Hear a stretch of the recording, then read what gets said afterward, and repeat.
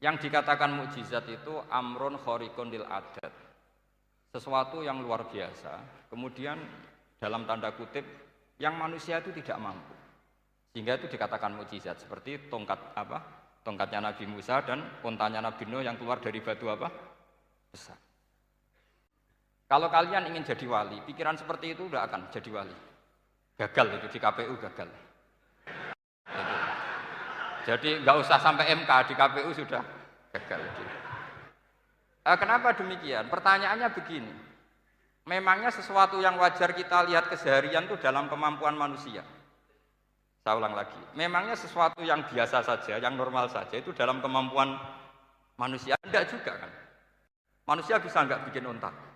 Yang wajar saja, yang lewat indukan. Bisa enggak? Enggak kan? Manusia bisa bikin laut enggak? Enggak kan? Jadi kalau mukjizat itu dengan definisi sesuatu yang manusia tidak mampu, memangnya keseharian alam ini manusia mampu? Enggak juga kan? Nah, karena agama Islam dengan logika itu, Rasulullah SAW menolak mukjizat yang seperti itu. Ya, menolak mukjizat yang seperti itu. Makanya saya bilang pikiran pertama tadi itu kriminal, karena itu ditolak oleh Rasulullah SAW.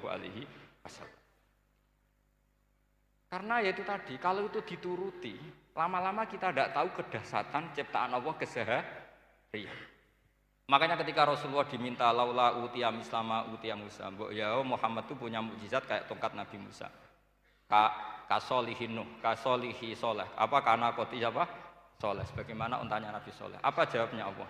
Wa ma min dabatin fil ardi wala ta'iri yatiru bi janahihi illa umamun amsalukum. Sebagian dijawab inna fi khalqis samawati wal ardi wa ikhtilafil laili wan nahar sampai saat terusnya wa tasrifir riyah saat terusnya la ayatil liqaumi yaqilun. Karena logika yang terbangun begini. Dan ini saya ulang lagi, ini syarat utama jadi wali. Ini masih satu poin. Nanti ACC-nya nunggu ketua-ketuanya. Tapi kamu jangan bayangkan wali itu kayak Sunan Kudus tunda. Jadi kalau kamu jadi wali itu maknanya kullu mukminin waliyullah itu diikhyakan banyak. Setiap mukmin itu walinya Allah. Tapi maknanya gini, waliyullahi wong sing bisa akeni Allah. Itu jadi enggak usah dimaknani kekasih Allah. Ya. Jadi karena dalam bahasa Arab itu waliyul yatim adalah orang yang kasihan sama anak yatim sehingga diurus segala keperluannya. Perempuan yang perawan punya bapak namanya apa? Wali. Artinya si bapak sayang sama putrinya disebut apa? Wali. Jadi nanti kalau kamu jadi wali dengan makna yang tadi kullu mukminin waliyullah. Setiap mukmin adalah orang yang dikasihani Allah. Dan insya Allah semua kita masuk, paham ya? Ya enggak wali songo itu baru maknanya waliyullah sing disayang Allah. Kayaknya kita belum daftar yang ke situ nanti itu. Ada urutannya. Saya ulang lagi ya. Kalau kita mengakui kudrohnya Allah nunggu mukjizat, yaitu nunggu tongkatnya Nabi Musa membelah Laut Merah, nunggu ada unta keluar dari batu.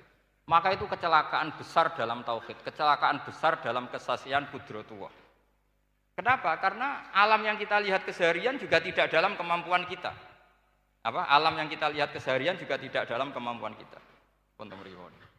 Misalnya begini, kalau kamu melihat nyamuk, itu pertama Quran turun tentang nyamuk, itu orang munafik komentar, wah Tuhannya Muhammad kurangan stok, sampai contoh saja hanya seekor nyamuk.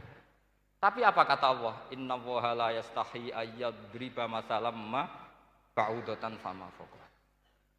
Nyamuk itu bukan sekedar kecilnya. Tidak usah kamu bikin nyamuk yang ada nyawanya, itu terlalu sulit. Sampean semua tak suruh bikin patungnya nyamuk. Gampang mana bikin patung nyamuk sama gajah? Tidak usah dikasih nyawa. Terus cari tatahnya itu dari mana? Orang Jepara pun tidak akan bisa. Belum nanti bentuk alat kelaminnya. Belum nanti uratnya alat kelamin. Belum nanti punya jantung, jantung punya urat. Jantungnya nyamuk juga punya kuman. Kumannya juga punya organ tubuh. Organ tubuhnya punya urat. Apa itu tidak lebih dahsyat ketimbang tontonan mukjizat yang diperagakan para nabi-nabi sebelum Rasulullah Shallallahu Alaihi Wasallam? Maka sebetulnya ketika Quran saya katakan mukjizat ila yaumil qiyamah adalah pertunjukan Allah bikin nyamuk. Innallaha la yastahi ayyadriba mathalam ma ba'ud. Itu bagi orang alim percontohan nyamuk itu lebih dahsyat ketimbang percontohan mukjizat Nabi Musa membelah laut merah. Juga lebih dahsyat ketimbang pertunjukan Nabi Soleh ketika mengeluarkan unta dari apa? Batu. Dong, jelas nih.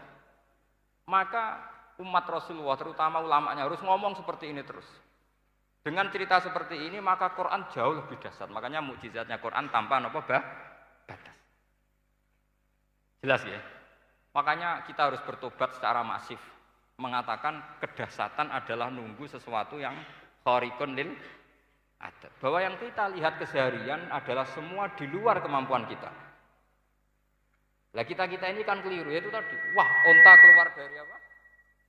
Batu. Laut merah terbelah, ini dahsyat, manusia tidak akan mampu. Memangnya manusia pernah mampu bikin laut? Memangnya manusia pernah mampu bikin nyamuk? Memangnya manusia pernah mampu bikin telur ayam? Karena keseharian seakan-akan ini tidak ayatnya Allah Ta'ala. Itu kebodohan. Makanya tidak mungkin jadi wali. Yang jenis seperti ini tidak jadi wali. Sama tenang saja, nanti saya paling nggak sampai 1 jam, karena saya tidak biasa ngaji umum. Saya mau itu karena menghormati mbah saya, karena buyut saya itu orang Damaran, namanya Mbak Hafsah. Hafsah binti Maksum bin Soleh bin Asnawi Sepuh. Jadi saya ini ya turunan asli orang Kudus. Jadi saya datang tidak dalam rangka hormat jenengan, hormat mbah saya sendiri sebetulnya. Jadi jenengan tidak punya hak adami sama saya, karena saya datang tuh hormat mbah saya. Tapi saya ingin melatih iman yang benar. Saya ulang lagi, saya ingin melatih iman yang benar, karena ini penting.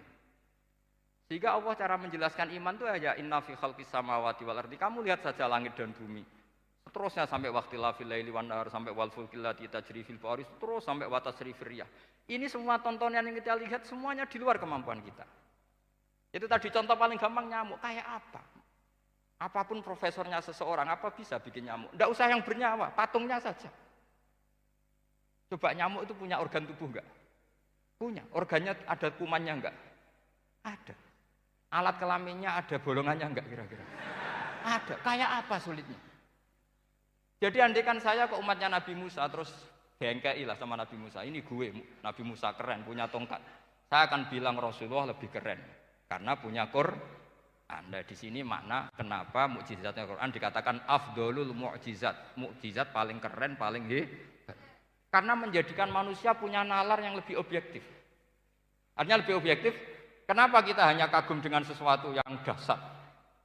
Dengan alasan kita tidak mampu. Memangnya dengan hal-hal yang keseharian kita mampu? Tidak juga kan? Jelas ya? Mohon bener nih ya? Mohon bener di mana ini? Mohon gini malam selai didandani bareng-bareng. Mohon bener ya? Sehingga iman di era Rasulullah SAW itu gak lagi butuh sesuatu yang khariqun lil. Kedua pertimbangannya Rasulullah Muhammad SAW, mukjizat yang khariqun lil adat itu resikonya lebih tinggi untuk tidak abadi. Nanti saya bacakan takbirnya. Misalnya tongkatnya Nabi Musa itu hanya disaksikan oleh orang yang di era itu. Itu pun yang kebetulan menyaksikan. Saya ulang lagi ya. Resiko mukjizat mahsusah istilahnya, mukjizat yang bisa dilihat dengan indera, itu resikonya hanya dilihat orang yang di saat itu menyaksikan. Gimana?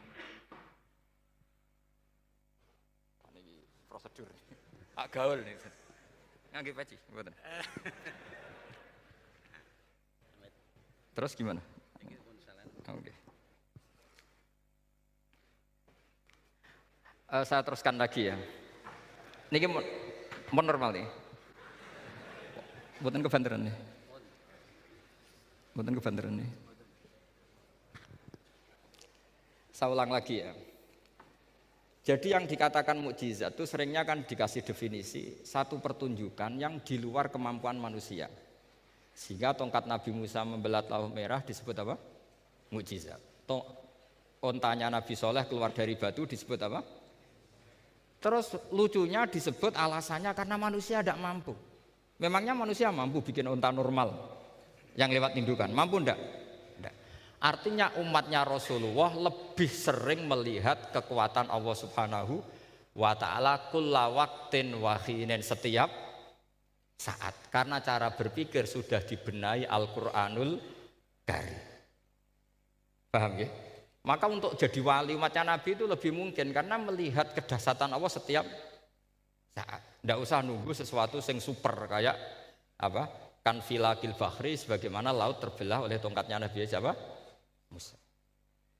Terus ketiga, kalau logika mukjizat gini itu terus menerus seperti yang dialami Nabi Musa, resikonya adalah umat selalu menuntut hal yang aneh-aneh dan melupakan hal yang pokok. Itu lebih bahaya lagi. Misalnya begini contoh gampang. Kita ini hidup di bumi setelah sampean belajar ilmu falak atau astronomi atau belajar geologi. Planet yang sebesar ini apa? Semuanya itu sudah maha dahsyat. Gara-gara kita berpikir butuh kejadian yang aneh. Ya gara-gara ingin kejadian yang aneh. Mungkin lama-lama Anda ingin cari model hewan yang kepalanya itu di pantat. Baru percaya kudrahnya Allah. Lama-lama kamu jadi dukun. Seneng ular yang berkepala manusia, itu baru dahsyat.